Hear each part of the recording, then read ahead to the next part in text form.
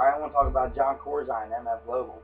Um, John Corzine, head of MF Global, lies about taking private accounts in excess of $1.5 billion dollars, and said at first that he didn't even know where the money was, and he couldn't figure out where the money was. He wouldn't tell Congress what was going on. There was a Senate hearing, and he had to go in front of Congress and go in front of the Senate to explain why. At first it was $700 billion dollars. Then it went to $900 billion dollars. Now it's estimated anywhere between 1.2 and 1.5 million dollars of people's private accounts. Okay, private accounts. Gerald Sunday got he had gold options through MF Global and the CME group. I think that's what he went through. He had gold options anyway, and he wanted to cash them in because they were in his private account. After because he was in the stock market really big, he was in there, but he had a private account too. Well, they took his money, they took his gold, and said they didn't know where it was. It took him almost a month and almost an hour of completely going off at the bank at CME to get his money back. You know what I'm saying? So then it came out later on that Jamie Dimon of JP Morgan ordered Corzine to get that money out of them accounts because they were into some commodities trading and all that stuff, and JP Morgan is the follow company of MF Global. I don't know if you ever knew that, but they're all tied in together. They're all in the bed together. So he was told, he was demanded, he said, hey, you either get that money out of the account or we'll kill you. We know where your wife is. We know where your granddaughter goes to school. This is true. This is reports that have come out and been surfacing for the past 2 weeks. $1.5 billion, and Gerald Sunday was not the only one that got bust. They got popped on it, and really had to make a stink to get some of his money back. And he still didn't get what was coming to him, in my opinion. I think they ripped him off. But U.S. Today reported on it. Private accounts. We're not talking about just people that are up in society, but we're talking about farmers, retirees, people who were told, hey, you need to go get in gold options, you need to get in silver options, you need to get in bear bonds and all this other kind of stuff. You need to get into commodities trading. And then CME told them, said it right there.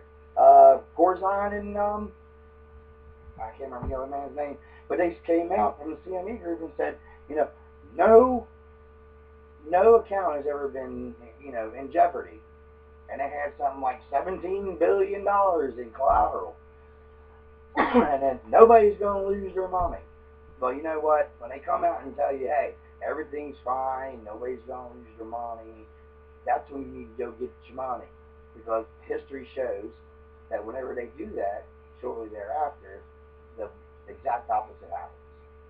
And if you're inquisitive enough and you pay attention enough, you see the smoke screen they're putting across your face when they come out and tell you everything's all right.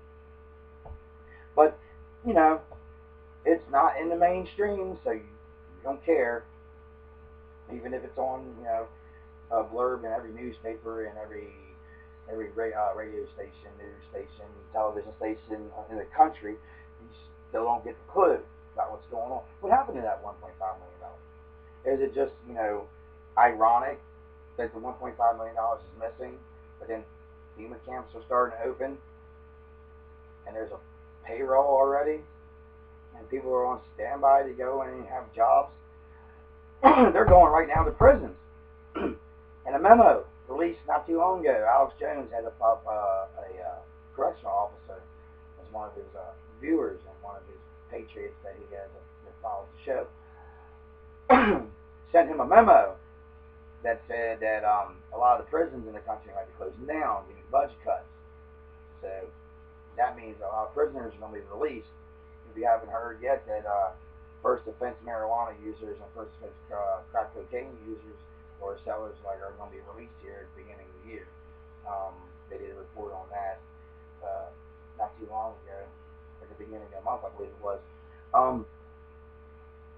telling them that there was job opportunities at these FEMA camps that should be opening up shortly.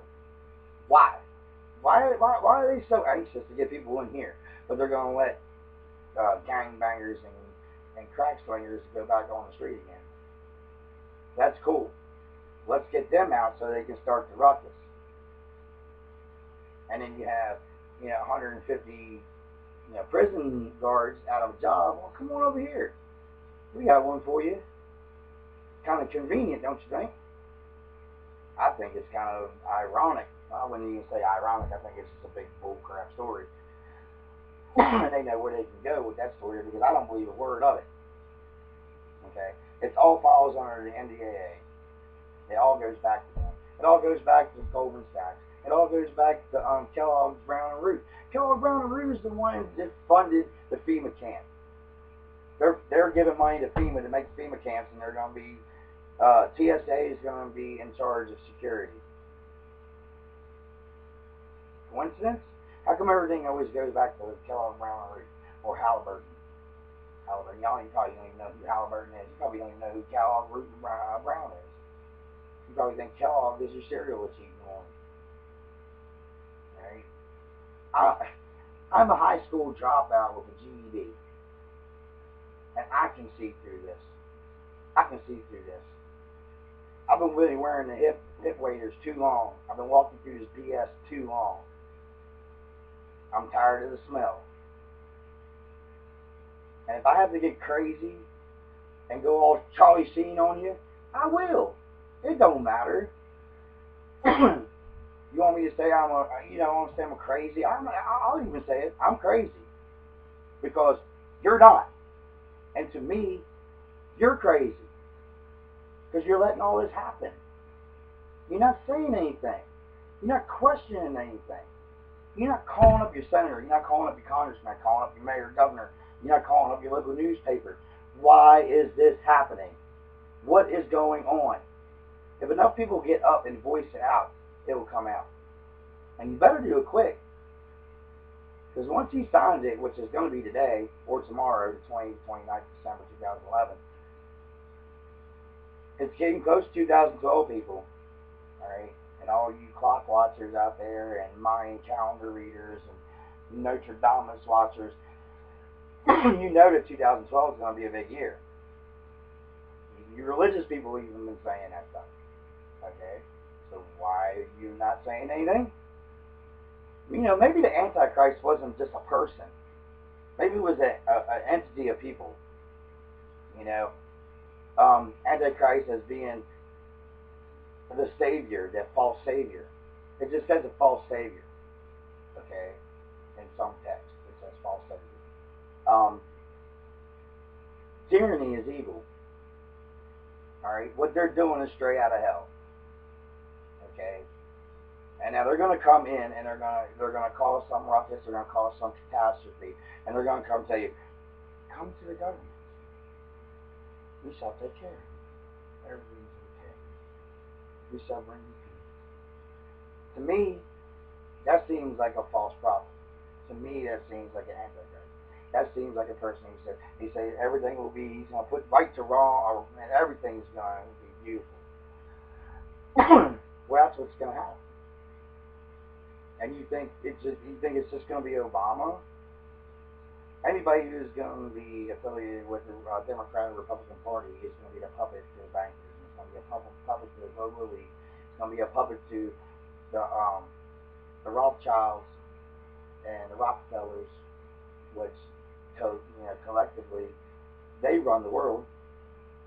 They rule the world, not the presidents, not the prime ministers and ambassadors, and they think they're doing something. They're not doing anything. They're not doing anything. And until you wake up and find out what's going on, you're never going to learn. And you're just going to be that iconic picture of the ostrich sheep. You got a sheep with the head in the dirt. And I've seen it. I thought it was hilarious. And it represents, 85%. And I'll talk to you later. I got to get off here.